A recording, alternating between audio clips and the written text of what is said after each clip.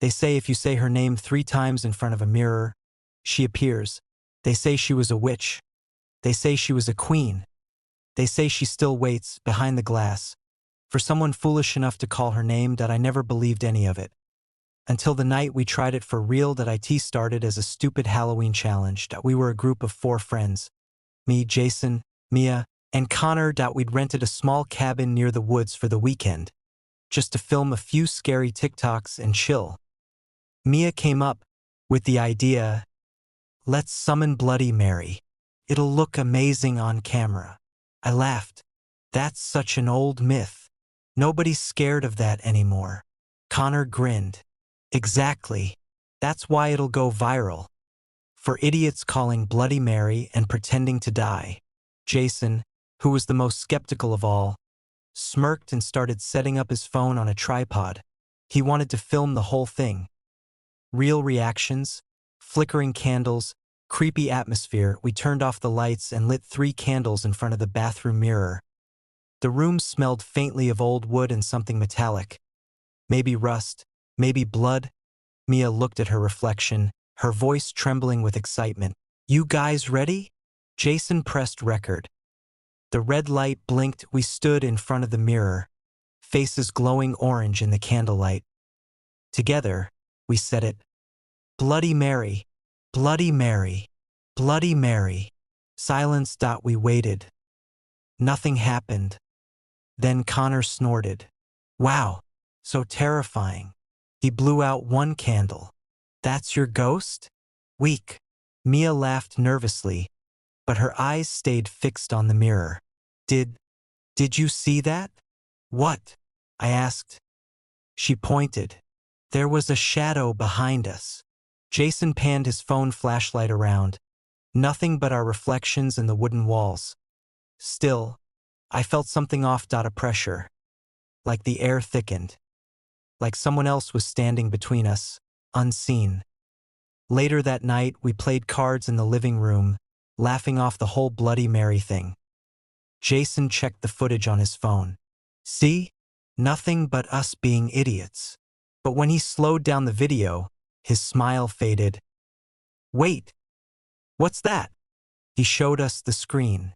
At the exact moment we said the 3rd Bloody Mary, the mirror surface rippled, like a drop of water had hit it, and for 1 frame, just one, there was a 5th face behind us, pale, eyes black as ink, mouth open too wide. Mia covered her mouth. That's not funny. I didn't edit it, Jason muttered. Look, this is raw footage. Connor laughed it off, though he looked uneasy. Okay, maybe there's a bug in your phone, or reflection distortion, whatever. But I couldn't shake the image. That warped face, those hollow eyes. They weren't just a trick of light. That night, I couldn't sleep. The cabin walls creaked with every gust of wind. But one sound stood out, soft tapping. 3 slow knocks from the bathroom. That I turned on my flashlight and went to check. The mirror looked normal. Except there were handprints on the inside of the glass, small, pale, pressed against it from within. That I backed away, my chest tightening. Jason, I whispered. No answer. Just a faint whisper that seemed to come from the mirror itself. Say my name again. The next morning, Jason was gone. His bed was empty, his phone still recording. The camera faced the mirror. The footage showed him sitting up in bed around 3:17 a.m., eyes open, staring blankly toward the bathroom. He whispered something, too soft to hear. Then he stood up and walked toward the mirror. The screen glitched, static buzzing. When the image returned, Jason was gone. The reflection showed the room empty, except for her Bloody Mary. Her dress black as ink, soaked and torn, her hair dripping over her face like seaweed.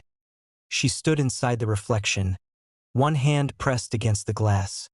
Her mouth moved silently, and then she smiled, that broken, jagged smile. We tore through the cabin looking for him.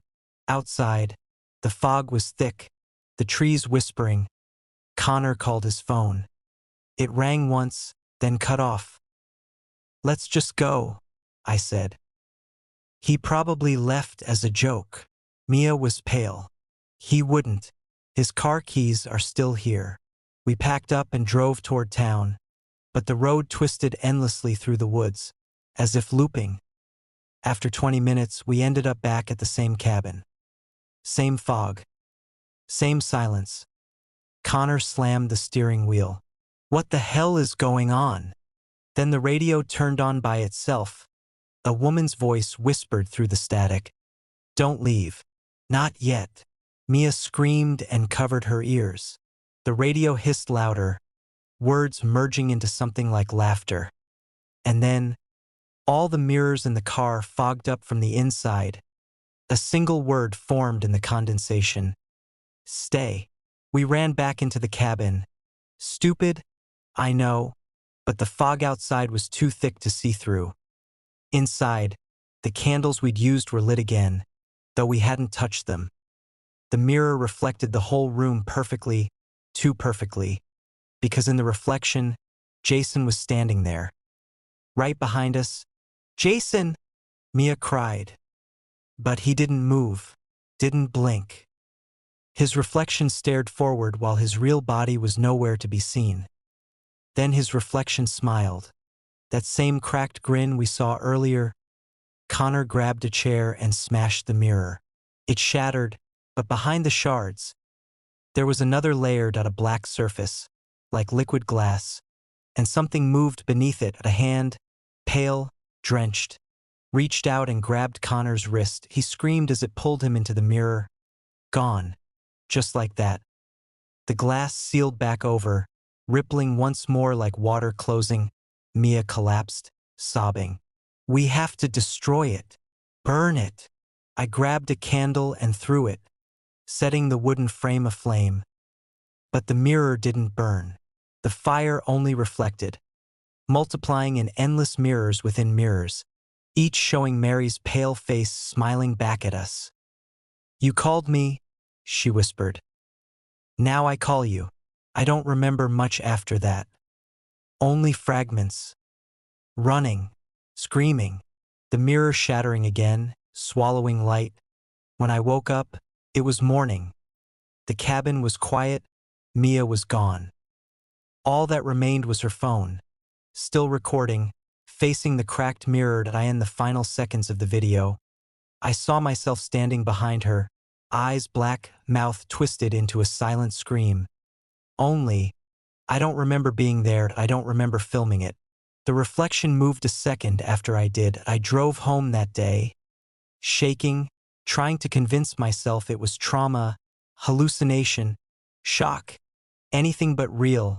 But that night, when I looked into my bathroom mirror, the cracks had followed me, tiny lines, spiderwebbing across the surface, and in the center, a faint, wet handprint. Say my name again, she whispered from inside the glass. I dropped the mirror that IT shattered. But when I looked down, the shards all reflected the same thing. Her face, hundreds of her faces, each one smiling, each one whispering. You already did. 2 days later, police found the burned remains of the cabin. They said there was no sign of the others, just fragments of glass fused into the walls, like mirrors melted into wood. Jason's phone was recovered. The video ends at 3:33 a.m., with one final frame before it cuts to static. In that frame, Bloody Mary stands in front of the mirror, eyes black and endless. Behind her, for faint silhouettes, frozen inside the glass. If you pause the video at the right second, you can still see them move, just a little, like they're still there, watching, waiting. And if you ever find a mirror that seems to breathe, if you ever hear a whisper saying your name, don't answer. Don't look. And whatever you do, don't say it again.